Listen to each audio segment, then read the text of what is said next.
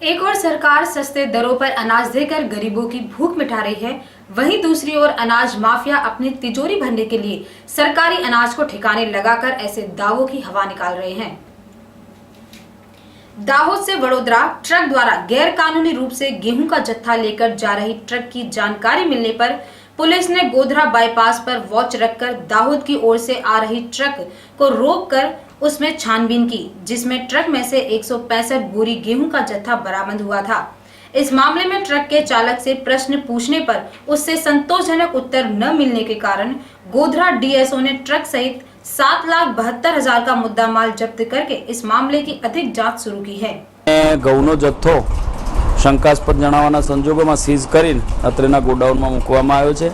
એના આદેશો પણ વહીવટી રીતે મેળવવામાં આવ્યા છે અને આગળની સખતમાં સખત કાર્યવાહી નિયમાનુસારની કરવામાં આવશે અને જિલ્લામાં આવું કોઈ પણ પ્રકારનું કાર્ય ધ્યાને આવે તો આ જ પ્રકારની કામગીરી પણ અનુસરવાની અમારી ઈચ્છા શક્તિ છે।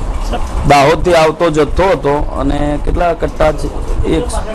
165 કટ્ટા છે, જેની કિંમત જોવા જઈએ આપણે તો 7,72,250 જેટલી કિંમતનો આ જથ્થો સીઝ કર્યો છે ટ્રક સાથે અને દાહોદથી બરોડા તરફ લઈ જવાનું એમણે રજૂ કરેલ બિલની વિગતે અને એમના જવાબોના આધારે કાગળ ઉપર નોંધવામાં આવ્યું છે।